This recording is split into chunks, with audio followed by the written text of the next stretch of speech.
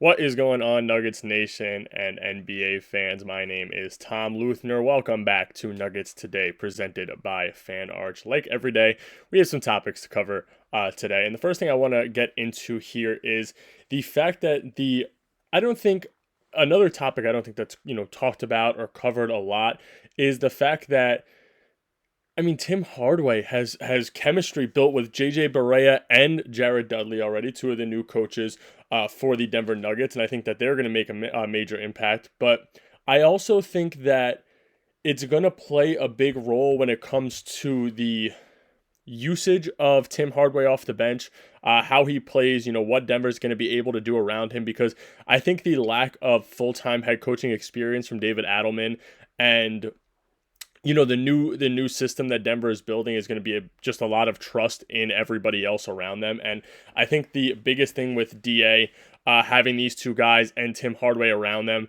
is the fact that these guys know how to plug and play Tim Hardaway. They're guys who know what his game, how he plays, what his game is like. And I think that the trust in them is going to be massive when it comes to DA wanting to play Tim Hardaway in big moments, knowing if he could trust him. I think that these are two guys that can go, hey, DA, listen, we're in this moment where we need a three-point shooter. I know you like Strother out there, but Tim Hardaway might be able to hit a bigger shot. Maybe you trust in that. And, sometimes it's not going to always work, and I think that that's going to be a major factor. But I think that chemistry is going to help Denver in a tremendous way, and I think that people sort of overlook that. I was having a conversation with Ryan Blackburn on Twitter, and we got into, who will see more minutes? Will it be Watson or will it be Tim Hardaway? And I think that he was saying that Tim Hardaway will get more playoff minutes because Watson's spot has to be earned, but Watson will get more regular season minutes, which I think is interesting because, and I sort of disagreed at first, but at the same time, I thought about it, and you sort of want to have Tim Hardaway, who's up there in age compared to a guy like Watson, be more fresh for the playoffs. And I think that there may just be a slight difference in minutes when it comes to playing. If, let's say, Watson's getting 20 minutes a game, which I don't see that maybe not happening, I would say anywhere from 15 to 18. But let's say that's where he's at. Maybe you see a guy like Tim Hardaway get 16 minutes a game. Maybe it's a 2-minute to 4-minute difference in their playing time. But like I said, I think that the chemistry is going to be a massive part in Denver's, in their building process when it comes to that coaching standpoint. So I think that could be a major factor for Denver. I think that it'll be a major factor once the playoffs comes, because I think that it's a consensus that, agreement that Denver Nuggets are making the playoffs regardless of what seed that may be. Now, this next topic I want to talk about is actually something I've talked about dating back to the excitement for Jared Dudley and JJ Barea coming in, and that is the fact that the Brooklyn Nets just brought in, I actually spelt that wrong.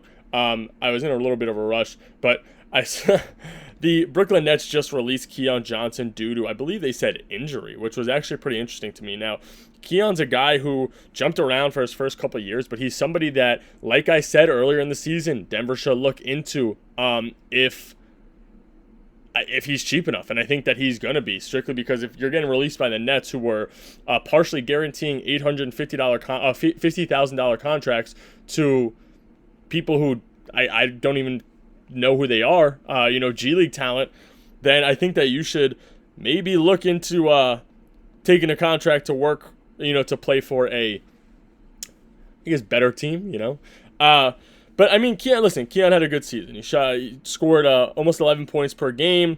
The turnovers were at 1.5. Steals were at one per game, 2.5 assists, 4 rebounds per game. He's also not the biggest body in the world. He's 6'5", 186, but he's 23 years old, and he's been in the league since 2021. Now, I know that the big thing, and I think that you guys all know this, I'm huge on three-point percentage. I think if you could shoot above league average, then you're a massive pickup, especially around a guy like Nikola Jokic. But he only shot 31% from the three-point line, so that's a little bit of a scary number for me. He did play 79 games this past season. He shot 5 threes per game, but he was also on an extended role on a team that couldn't really score. They were sort of looking towards guys like him and Zaire Williams to score more. Cam Johnson, obviously. But I think that he could be a great pickup for the 15th spot. I think that he it's tough because you're in way overabundance at that shooting guard position. That's something I talked about. And it's not like he brings a specific role to the Denver Nuggets that a guy like I covered yesterday in Seth Curry, or 2 days ago, I guess, or yesterday, Seth Curry, who's a strictly knockdown shooter. There's nothing that he brings to the table where it's like, okay, this guy is going to be in the game solidified for this exact role. Bruce Brown is going to be there to play defense. We know that. He's going to be the backup one. He can score off the bench, but he's going to be a defensive guy.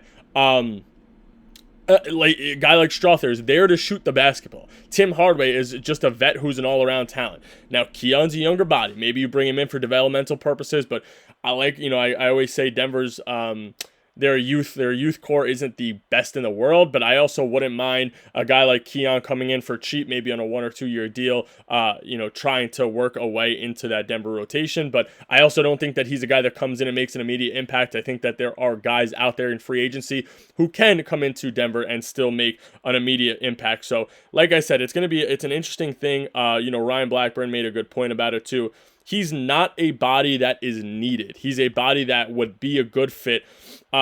It's funny. It's almost like Lonnie Walker when he signed to the Celtics. Everybody said that your team didn't want him, but you definitely didn't want him going to the Celtics, even though he did not make that big of an impact. It's one of those things. Maybe your team doesn't want him, but if he goes to a team like the Nuggets who are getting a scorer at the third or fourth string shooting guard position, you're a little nervous because then their depth is almost unlimited at that position. So, like I said, could be a good pickup, but we'll see what happens. Another guy that I read up an article, I was reading an article on, and it said the Denver Nuggets should sign him, and like I said, talked to Ryan Blackburn about it, is Isaac Bonga. Now, he's 25 years old. We've seen the resurgence in somebody's career from coming overseas and coming back to the NBA, and Garshan Yabusele, a guy who had a very good year last year, is going to be, I think, a very, very, very big factor for the Knicks in the Eastern Conference this upcoming year. But Isaac Bonga is 6'8". He's 25. He's a small forward point guard combo. The only thing about it is that he just signed a new contract overseas, so Denver would not be able to sign him until the 2027 season, and the NBA exit clause on his contract just expired. Like I said, I was reading an article about bringing him in. He would be probably the best fit for the Denver Nuggets off the bench right now. A 6'8" point guard who can play defense, and you could surround him with shooters and guys like AG, Duran, Cam, Strother, Tim Hardaway, Val. I think it would be perfect. Like I said, though, unfortunately, it's not a legitimate option at this time.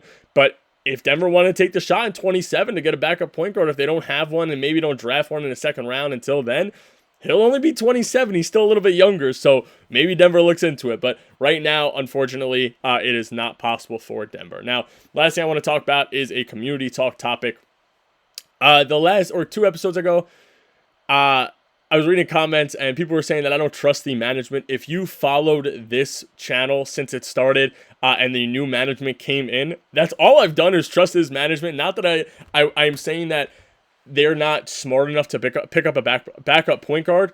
I just think that it's something Denver needs, and I'm very fixated on this exact position because not that Bruce Brown isn't a valuable backup point guard, but I think that there's no legitimate primary ball handler. It's Jalen Pickett, and I think that you guys all know how I feel about Jalen Pickett. I don't think he's NBA ready. Okay, I don't think he's NBA ready when it comes to being on the team he is on, if that makes sense. I don't think that he is ready to be on an NBA championship contender and actually get minutes. I don't think he's ready for that. If he was on a team like the Charlotte Hornets, sure, he's NBA ready because he has time to develop. He has no time to develop in Denver. The time for him to develop is him getting in big games and maybe playing in a big spot. Now, am I saying Denver's going to trust him to go out there and shoot a game-winning three-point shot? No, of course not. But at the same time, if Jamal goes down, now you're a backup point guard still to maybe Bruce at that point on a championship contender, on a team that can still push a championship. We've seen it done before. They're a playoff team with guys like Monte Morris. That's why I brought up Monte's name.